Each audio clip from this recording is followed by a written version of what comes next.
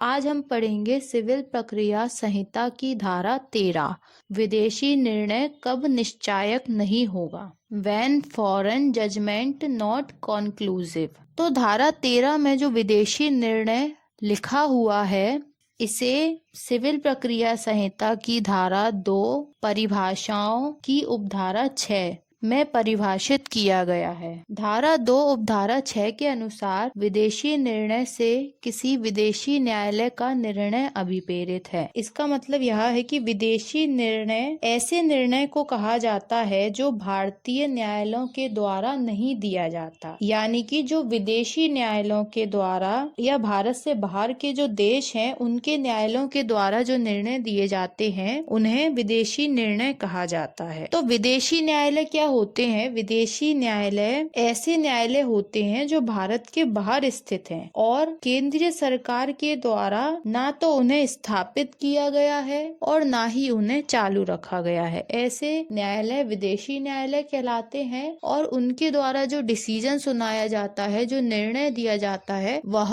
निर्णय विदेशी निर्णय कहलाता है। तो धारा 13 हमको यह बताती है कि विदेशी निर्णय कब निश्चायक नहीं होंगे, मतलब कि विदेशी निर्णय को कब निश्चायक नहीं माना जाएगा। तो निश्चायक का क्या मतलब होता है? निश्चायक मतलब होता है अंतिम, मतलब इसके आगे अब कोई भी कार्यवाही नहीं की जाएगी। जो निर्णय आ गया वह फाइनल डिसीजन है, फाइनल जजमेंट है। पहले विदेशी निर्णय कब निश्चायक नहीं होंगे, धारा 13 को हम बेयर एक्ट में पढ़ते हैं, उसके बाद हम इसे आसान भाषा में समझेंगे। तो पहले हम धारा 13 को बेयर एक्ट में पढ़ते हैं। विदेशी निर्णय कब निश्चायक नहीं होगा? विदेशी निर्णय उसके द्वारा उन्हीं पक्षकारों के बीच या उसी हक के अधीन मुकदमा करने वाले ऐसे पक्षकारों के बीच जिनसे व्युत्पन्न अधिकार के अधीन वे या उनमें से कोई दावा करते हैं प्रत्यक्षतः न्याय निर्णित किसी विषय के बारे में, वहाँ के सिवाय निश्चायक होगा जहाँ, मतलब ये जो नीचे बताए गए हैं पॉइंट क, ख,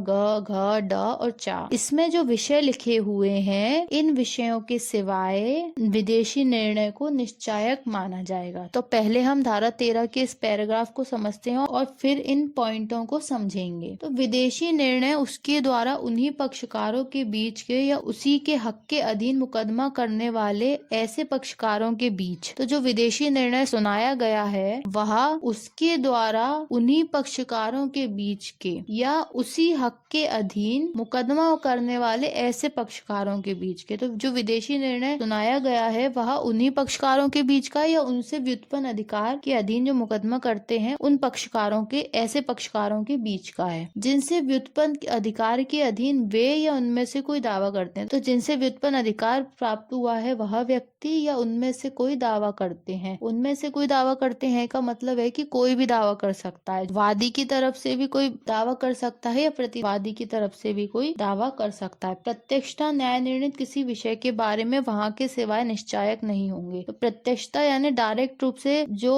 निर्णित हो गया है ऐसे कोई विषय के बारे में वहाँ के सिवाय निश्चायक नहीं होंगे, मतलब कि नॉर्मल स्थिति में तो वह निश्चायक हो सकते हैं लेकिन वहाँ के सिवाय निश्चायक नहीं होंगे। जो नीचे स्थितियां दी हैं उनके सिवाय निश्चायक नहीं होंगे। तो धारा 13 के इस पैराग्राफ का मतलब है कि विदेशी निर्णय कब अंतिम नहीं माना जाता है। तो जो नीचे आधार दिए गए हैं उन आधारों पर यदि विदेशी निर्णय दिया जाता है तो उसे अंतिम या निश्चित नहीं माना जाएगा। पहला आधार है का, वह सक्षम अधिकारिता वाले न्यायालय द्वारा नहीं सुना गया, मतलब ऐसा कोई निर्णय जो सक्षम अधिकारिता वाले न्यायालय द्वारा नहीं सुना गया, मतलब जिस न्यायालय में उसे सुना गया है वह न्यायालय सक्षम नहीं था, तो ऐसे न्यायालय का निर्णय निश्चायक नहीं माना जाता अगर वह सक्षम अधिकारिता वाले न्यायालय के द्वारा नहीं सुना जाता। दूसरा है खा, वह मामले के गुणागुण के आधार पर नहीं दिया गया, तो ऐसा कोई निर्णय जो मामले में ऊपरी तौर पर दिया गया है और जो उसके आंतरिक या अंदर के जो गुण या कोई दोष है उन आधारों पर ध्यान ही नहीं दिया गया, उन आधारों के बिना ही कोई निर्णय सुना दिया गया है, गुणागुण पर विचार किए बिना ही यदि कोई निर्णय सुना दिया गया है तो वह विदेशी निर्णय निश्चायक निर्णय निर्णय या अंतिम निर्णय नहीं माना जाएगा। फिर आता है ग, कार्यवाहियों के सकृत दर्शने स्पष्ट है कि वह अंतर्राष्ट्रीय विधि के अशुद्ध बोध पर या भारत की विधि को उन मामलों में जिनको वह लागू मान्यता देने से इनकार करने पर आधारित है। तो जो विदेशी निर्णय है उसके संबंध में कोई कार्यवाहियां हुई हैं, तो वो कार्यवाहियों के सकृत दर्शने से स्पष्ट है। सकृत यानी साफ साफ देखने पर यह स्पष्ट हो रहा है कि वह अंतर्राष्ट्रीय विधि के किसी अशुद्ध बोध पर आधारित है। अशुद्ध बोध मतलब होता है कि अंतर्राष्ट्रीय विधि को उस किसी विषय का शुद्ध ज्ञान नहीं था। शुद्ध यानी साफ स्पष्ट सही ज्ञान नहीं था और वह गलत ज्ञान अशुद्ध बोध पर आधारित है। यह भारत की विधि को उन मामलों में जिनको वह लागू है मान्यता देने से इनकार करने पर आधारित है। या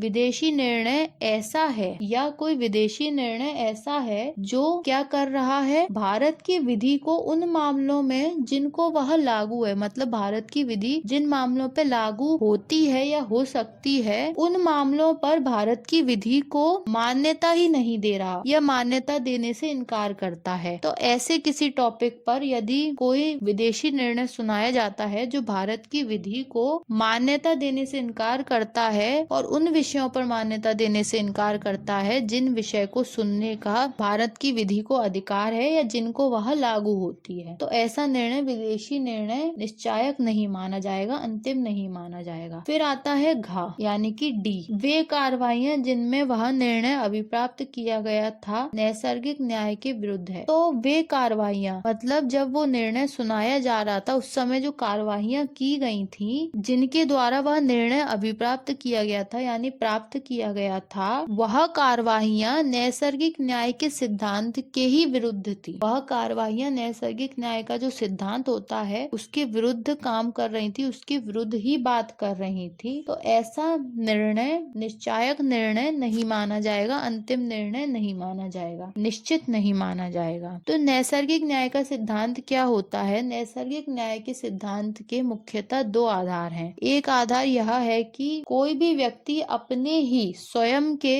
मामले का निर्णय नहीं कर सकता और दूसरा है कि सभी पक्षकारों को सुनवाई का पूरा पूरा अवसर दिया जाएगा। तो यह तो नैसर्गिक न्याय के सिद्धांत के दो मुख्य आधार हैं। और इसका एक आधार यह भी है कि न्यायाधीश किसी के साथ भी भेदभाव नहीं करेगा, निष्पक्षता अपनाएगा। तो किन्हीं कार्रवाइयों में जिसमें विदेशी निर्णय सुनाया गया है उसमें वह कार्रवाइयां नैसर्गिक न्याय के विरुद्ध की जा रही थी। तो ऐसी किसी कार्रवाई के संबंध में यदि विदेशी निर्णय आया है तो वह निश्चायक या अंतिम नहीं माना जाएगा। फिर आता है पॉइंट ड, वह कपट द्वारा भी प्राप्त किया गया है। तो ऐसा कोई विदेशी निर्णय जिसे विदेशी न्यायालय के द्वारा कपट के माध्यम से प्राप्त किया गया है तो ऐसे निर्णय को भी निश्चायक या अंतिम निर्णय या फाइनल डिसीजन नहीं माना जाता। कपट मतलब हो गया कि धोखे से प्राप्त किया गया। यदि कोई निर्णय धोखे से कपट से प्राप्त किया गया है तो ऐसे विदेशी निर्णय को भी निश्चायक या अंतिम नहीं माना जाता। इसके बाद आता है पॉइंट च,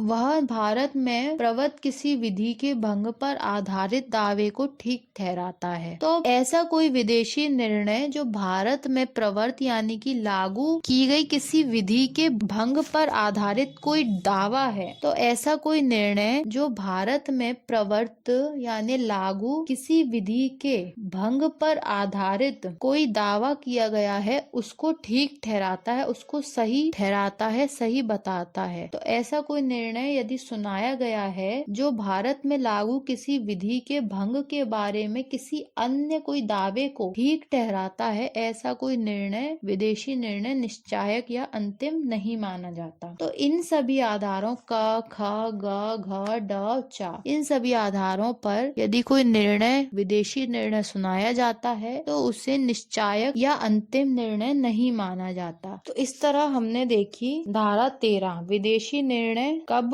निश्चायक माना जाता है और किन स्थितियों में निश्चायक नहीं माना जाता। तो धारा 11 में जो प्रांग न्याय का सिद्धांत है और धारा 12 में जो अतिरिक्त वाद का वर्जन है, यह दोनों सिद्धांत सभी प्रकार के विदेशी निर्णय या विदेशी डिसीजन पर लागू होते हैं। पर इसकी एक शर्त यह है कि ये जो विदेशी निर्णय है वह अंतिम और निश्चायक होना चाहिए। तो अंतिम और निश्चायक कब नहीं होता, वह धारा 13 में जो 6 पॉइंट दिए गए हैं, 6 परिस्थितियां दी गई हैं, उन 6 परिस्थितियों के अंतर्गत यदि कोई निर्णय आता है तो उसे अंतिम या निश्चायक नहीं माना जाता। तो यदि विदेशी निर्णय इन 6 पॉइंटों या इन 6 अपवादों के अंतर्गत आता है तो उस पर प्रांग न्याय का सिद्धांत यानी रेस जुडिकेटा का सिद्धांत लागू नहीं होगा। अब हम धारा 13 की एक समरी देख लेते हैं कि धारा 13 में क्या कहा गया है। तो धारा 13 एक सामान्य या एक साधारण नियम है जो यह बोलता है कि विदेशी निर्णय साधारणतः तो निश्चायक और अंतिम होते हैं और उन पर प्रांग न्याय का सिद्धांत भी लागू होता है। यानी कि अगर एक बार कोई मामला किसी न्यायालय में आ गया तो फिर उस पर दोबारा से केस नहीं किया जाएगा। लेकिन अगर विदेशी निर्णय धारा 13 में बताए गए 6 अपवादों में से किसी अपवाद में, यानी कि जो 6 पॉइंट बताए गए हैं उन 6 पॉइंटों में से किसी पॉइंट के अंतर्गत दिया जाता है तो उसे निश्चायक या अंतिम नहीं माना जाएगा और इन पर प्रांग न्याय का सिद्धांत प्रयोज्य नहीं होगा, यानी कि इस पर दोबारा से केस दाखिल किया जा सकता है। तो धारा 13 में जो 6 पॉइंट बताए गए हैं, इन अवस्थाओं में दिया गया निर्णय अंतिम नहीं माना जाता और इन पर प्रांग न्याय का सिद्धांत लागू नहीं होता।